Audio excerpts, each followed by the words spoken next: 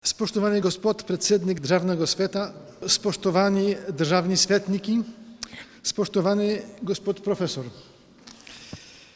Najprej bi želel izraziti iskreno zahvalo predsedniku Državnega sveta Republike Slovenije, gospodu Alojzu Kovšci, za vabilo k sodelovanju pri predstavitvi prve ustave modernega tipa v Evropi. Želeli bi vam jo predstaviti v luči ozadja njenega nastanka ter poudariti najpomembnejša načela ustave 3. maja. Žal bom govoril v poljščini, ker sem v Sloveniji od nedavna. Celotno besedilo v slovenščini pa boste prijeli natisnjeno. Co wychja. Konstytucja 3 maja 1791 roku, pierwsza nowoczesna ustawa zasadnicza w Europie. 3 maja 1791 roku na Zamku Królewskim w Warszawie panowała napięta atmosfera. Sala, w której obradował Sejm Rzeczypospolitej Obojga Narodów, była strzeżona przez Gwardię Królewską i oddziały wojskowe pod dowództwem księcia Józefa Poniatowskiego, królewskiego bratanka, który wraz z grupą oficerów znalazł się w izbie zamkowej w pobliżu tronu, a na placu przed zamkiem tłumnie gromadzili się warszawiacy. Uchwalono konstytucję, która była zwieńczeniem nieustających prób reform podejmowanych przez polsko-litewski naród szlachecki od 1788 roku. Zwolennicy konstytucji przyspieszyli termin obrad nad dokumentem o 2 dni, korzystając z faktu, że główni oponenci nie powrócili jeszcze z wielkanocnej przerwy świątecznej. So it was a kind of the revolution. Nie ogłoszono daty rozpoczęcia sesji, tylko imiennie wezwano zwolenników reformy na posiedzenie 3 maja. W ograniczonym składzie projekt konstytucji został przyjęty przez większość posłów, co zebrane przed zamkiem tłumy witały entuzjastycznymi okrzykami: Wiwat król! Niech żyje Konstytucja 3 maja! W ten sposób w Europie przyjęto pierwszą nowoczesną ustawę zasadniczą. Ustawa rządowa była pierwszą konstytucją europejską, drugą na świecie po amerykańskiej, ratyfikowanej w 1789 roku. W lipcu 1791 roku swoją pierwszą konstytucję uchwalili Francuzi i w ten sposób powstała druga po polskiej monarchia konstytucyjna. Second after the Polish Constitution. Konstytucja nazwana dziś w Polsce i na Litwie Konstytucją 3 maja miała na celu wyeliminowanie szeregu słabości, które przez dziesięciolecia paraliżowały państwo polsko-litewskie. Była ukoronowaniem ukształtowanego w XVI wieku systemu republikańskiego, w którym król odgrywał rolę odrębnego stanu, był wybierany na czas swoich rządów, których mógł być przez szlachtę pozbawiony. Ta elekcyjna monarchia sankcjonowała suwerenność władzy ludu szlacheckiego, który pilnował, by jego prawa były przestrzegane. Kwintesencją systemu był skrajny indywidualizm, który nie pozwalał, by prawa jednostki były łamane. Stąd też instytucja liberum veto, sprzeciwu instytucji politycznej, która z czasem doprowadziła do degeneracji rządów w Polsce i uczyniła niemożliwym proces legislacyjny w parlamencie, Sejmie Najjaśniejszej Rzeczypospolitej Obojga Narodów. Konstytucja 3 maja 1791 roku zniosła między innymi możliwość liberum veto. Ograniczyła demokrację szlachecką i przekształciła monarchię elekcyjną w dziedziczną. Ograniczyła indywidualizm paraliżujący rządy prawa. Z dzisiejszej perspektywy reformy te mogą wydać się krokiem wstecz, ale w rzeczywistości pozwoliły one Rzeczypospolitej zerwać ze spuścizną stuleci, uniemożliwiającą jej rozwinięcie się w nowoczesny, efektywny organizm państwowy i tym samym oprzeć się rosnącym apetytom terytorialnym sąsiednich imperiów. Niestety okazało się, że wysiłki reformatorskie państwa polsko-litewskiego nadeszły zbyt późno. Związki między Polską i Litwą sięgają roku 1386. kiedy to wraz z małżeństwem królowej Polski Jadwigi i wielkiego księcia litewskiego Jagiełły doszło do zawarcia unii personalnej. Sojusz zacieśniono w 1569 roku, a powstała w wyniku Unii Lubelskiej utworzona na zasadzie dobrowolnej, równoprawnej Unii Rzeczypospolita Obojga Narodów była jednym z największych państw XVI-wiecznej Europy, rozciągając się od Bałtyku po Dniepr. Państwo polsko-litewskie zostało oficjalnie nazwane Rzeczypospolitą Obojga Narodów. W ówczesnym kontekście naród rozumiany był jako szlachta polska i litewska, jak również ruska. Duża i zróżnicowana społeczność stanowiąca około 15% ludności. Just 15% of all the population it was a nobility, which had their rights. Jej członkowie wyznawali różne religie i mówili różnymi językami, więc poziom wolności religijnej w Rzeczypospolitej był wyższy niż w innych częściach Europy. Szlachta cieszyła się tak zwaną złotą wolnością, na którą składały się liczne przywileje, swobody i równy udział w życiu politycznym, na sejmikach, lokalnych parlamentach i w sejmach. W wyborze króla, gdyż państwo polsko-litewskie stało się monarchią elekcyjną po śmierci ostatniego króla z dynastii Jagiellonów w 1573 roku.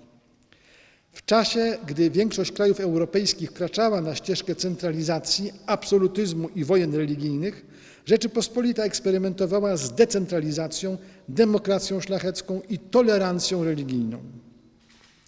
Ale ta złota wolność miała też swoje ciemne strony.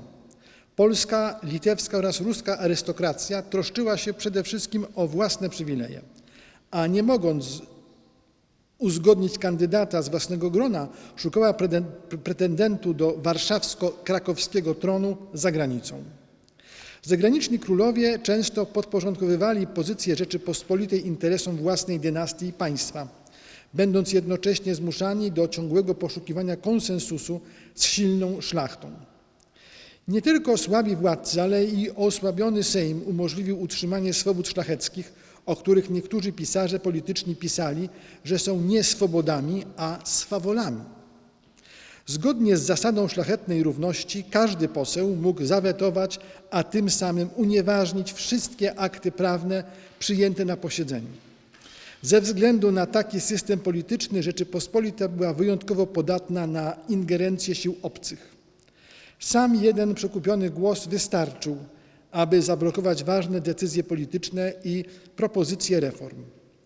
Nic dziwnego zatem, że w połowie XVIII wieku polscy magnaci obok angielskiej arystokracji byli uważani za najbogatszych w Europie.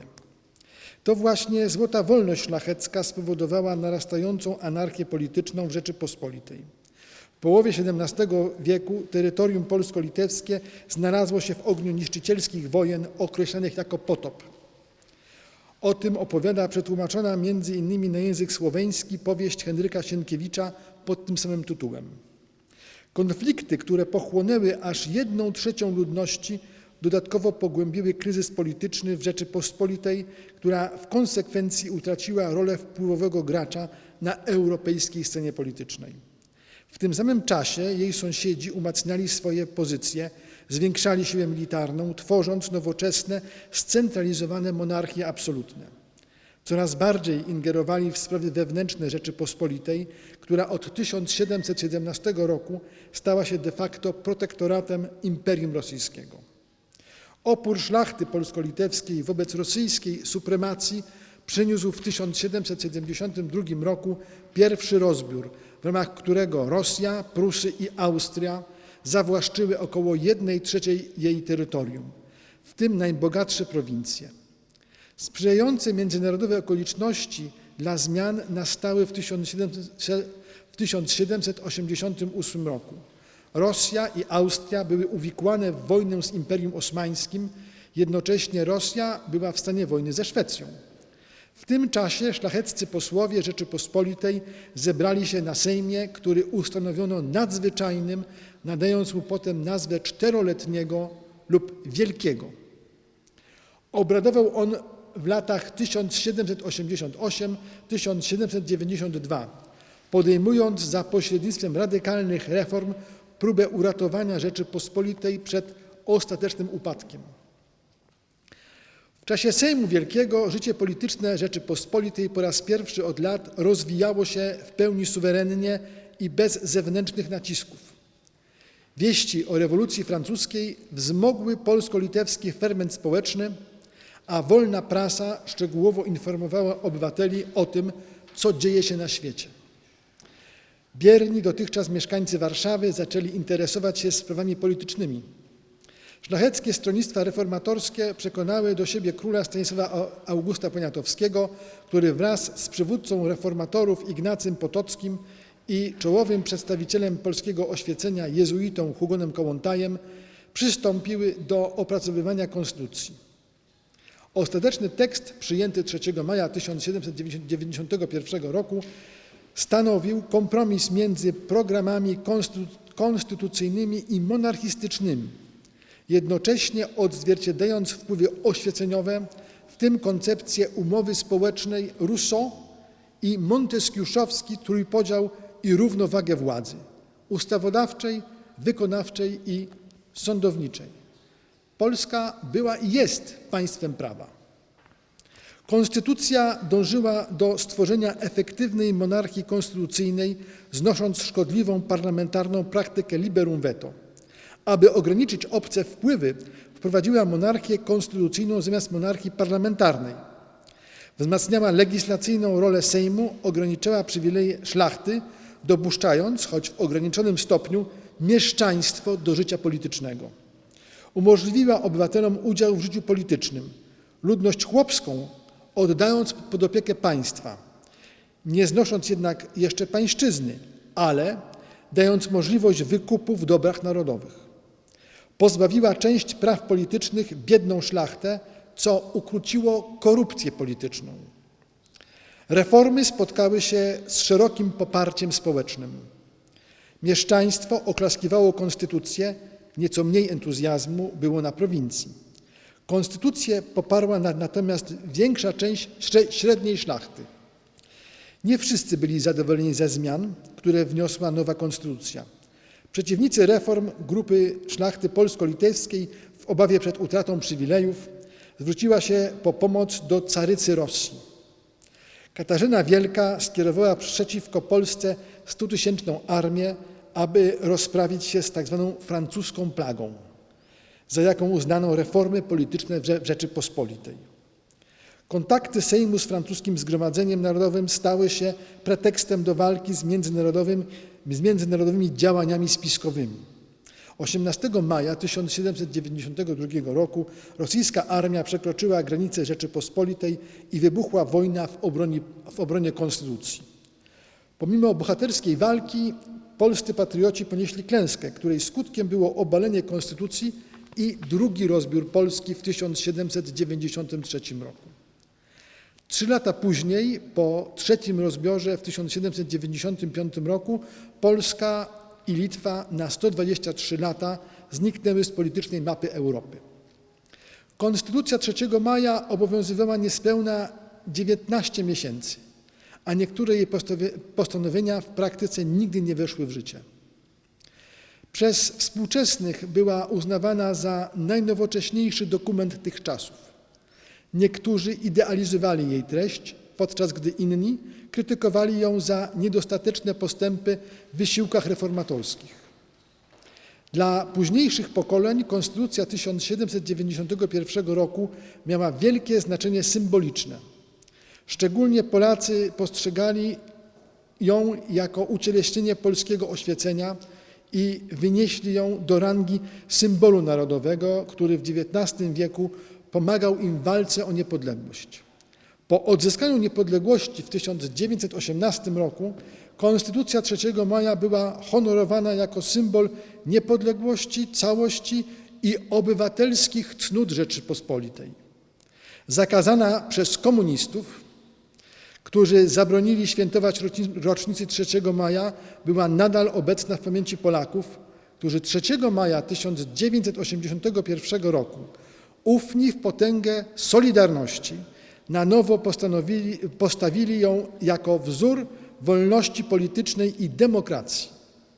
W okresie stanu wojennego wprowadzonego przez komunistów przeciw Solidarności 13 grudnia 1981 roku dzień 3 maja stał się na powrót świętem narodowym czczonym w pokojowych manifestacjach brutalnie tłumionych przez komunistyczną milicję. Po odzyskaniu wolności i demokracji w czerwcu 1989 roku Polacy już w sposób wolny i nieskrępowany świętują datę uchwalenia ustawy majowej.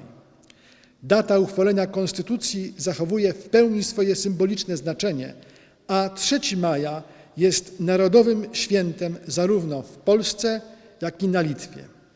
Ob tej przyležitosti by se rád najlepsze zachwalił doktoricu Maji Lukans, mladý slovenský znanstveniči, raziskovalki na Instytutu za najnowejszą zgodowinu, za šířenie znania o polskiej zgodowini w in ustawie 3 maja w Slowenii.